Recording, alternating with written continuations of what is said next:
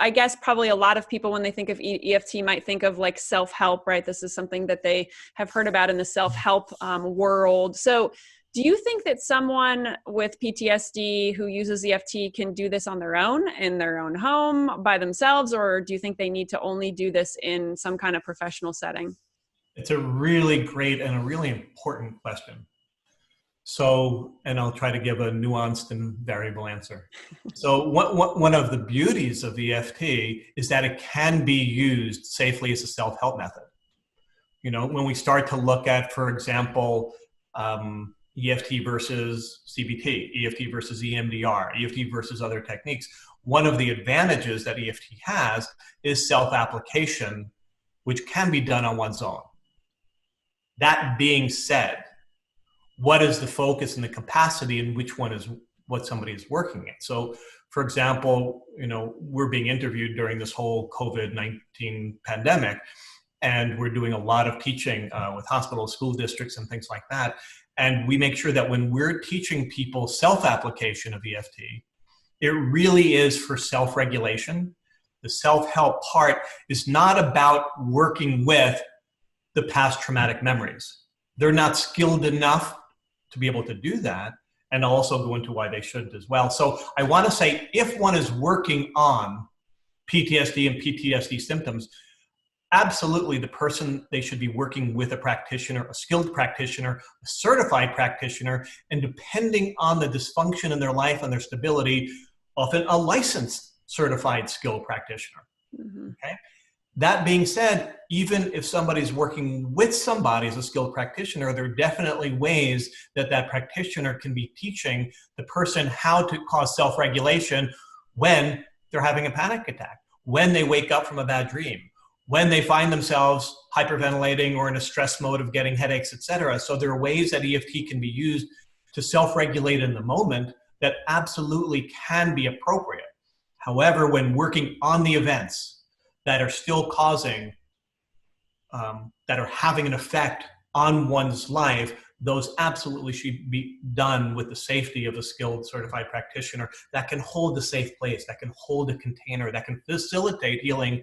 The way that I always think about it is, if all of a sudden somebody starts having a strong reaction, a flashback, an abreaction, emotional flooding, that when working with the practitioner is like the person that's holding the lifeboat still.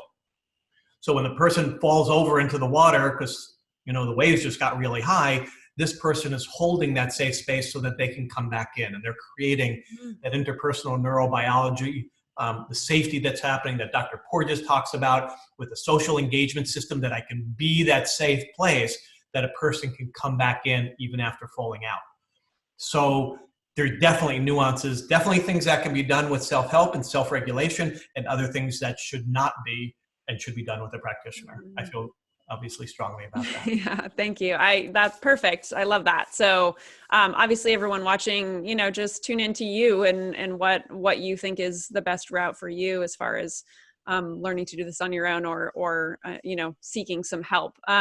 So what about like guidelines on how to apply EFT? Is there like a frequency level at which people should be doing this? Are there other kinds of, you know, should they be doing it alone versus in a group? All, you know, all those different kinds of things.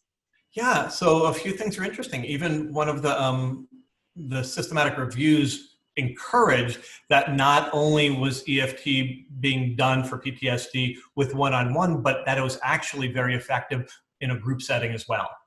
So done in an appropriate, safe, facilitated, skilled manner with somebody skilled leading the group, EFT can be done just as effectively one-on-one and in a group setting. Now, of course, it depends on the person and the circumstances. So that's one thing. We've got the guidelines that are saying, and even, for example, in 2017, the U.S. Veterans Administration found EFT to be a safe, effective, complementary modality for use with PTSD. We had a Kaiser recommendation for PTSD guidelines that said between 6 and 12 sessions.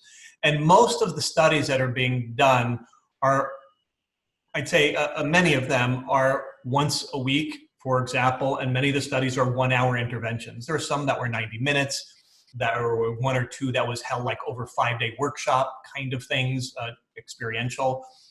But the guidelines, and in my experience, Most practitioners are working on a weekly basis, and again, in that 5 to 10 range to show highly effective clinical results. Does that mean it's the only way? No. Does more study need to be done comparing it? To continue to study what is the most effective way, but that depends on the practitioner, on the individual situation of the person. But I would say that's typical, and people should absolutely, if they're not seeing results or changes within 6 sessions, they really need to be considering what other kind of intervention needs to be happening here. Got it.